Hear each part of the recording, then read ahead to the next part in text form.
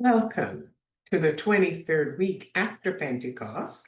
It's Monday, October the 28th, 2024.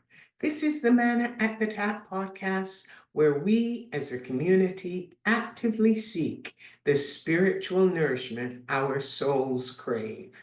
The daily lectionary reading we explore together is the manna designed to nurture our spiritual growth and provide the sustenance our souls need.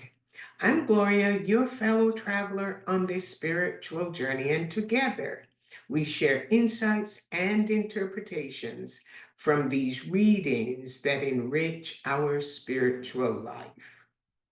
The lectionary reading is 1 Peter chapter 2, verses 1 to 10, and they're organized around a mixture of Old Testament texts.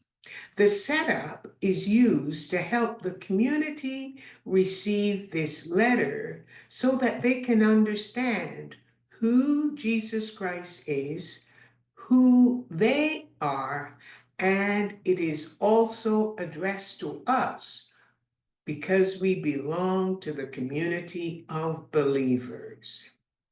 Peter, the disciple of Jesus, who now describes himself as an apostle of Jesus Christ, is the author of the letter addressed to Jewish and Gentile Christians scattered throughout Asia Minor.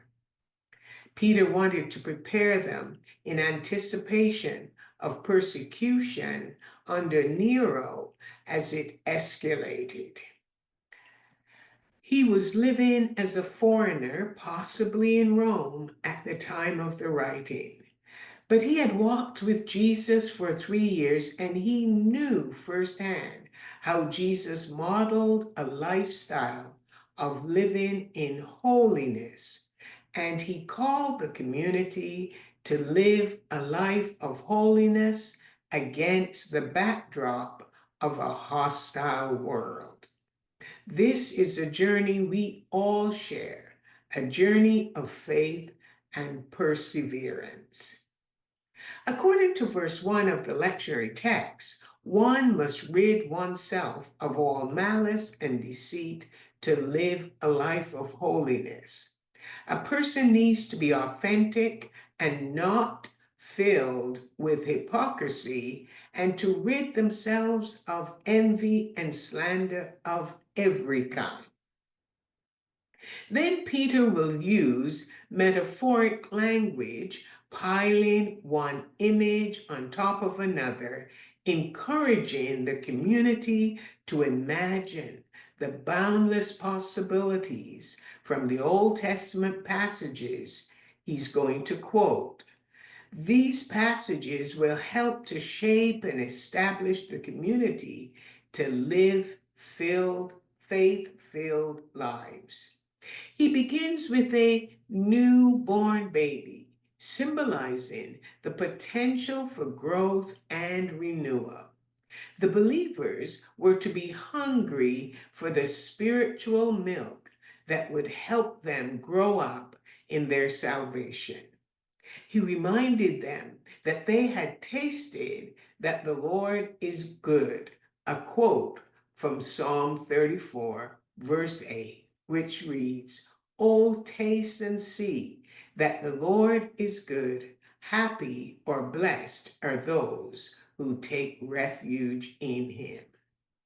The imagery of living stones dominates the lectionary text and is mentioned 5 times between verses 4 and 8, beginning with the construction of God's temple in verse 4.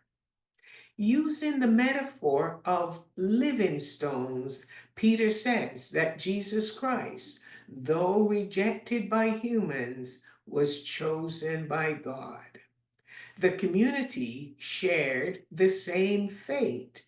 They were chosen by God, and like living stones, were part of God's spiritual home for God's people and a temple of the Spirit. Peter will continue to exhort the community to focus on their identity in Jesus Christ. And knowing one's true identity is transformative. In verse 6, Peter will reinterpret Isaiah chapter 28, verse 16 to say that Jesus was rejected by some of his family and community, but he was chosen by God. He was valuable and the founding building block on God's new creation. Those who believe the stone is precious will never be put to shame. The image of stones suggests the people were no longer meeting in the temple, but their worship in small house church communities was acceptable. They proclaimed their allegiance to Jesus Christ as living stones when they gathered. And God honored those who believed in the cornerstone, but those who did not ended up stumbling over the same stone.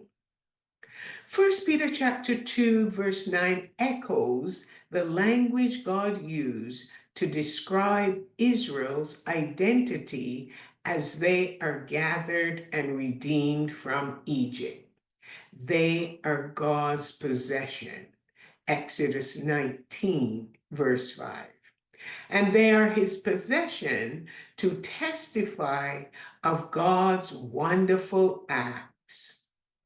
To highlight God's acts, Peter concluded that Israel at one time risked not being God's people.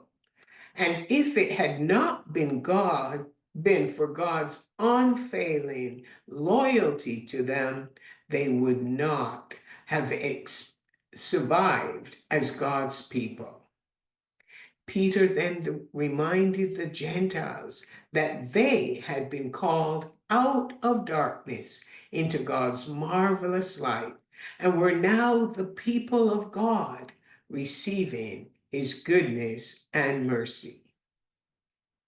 We must constantly be reminded about our true identity in Christ and that we are God's precious stones built into the living cornerstone. We are God's own possession and have been brought from darkness to light, so we too can proclaim God's wonderful acts.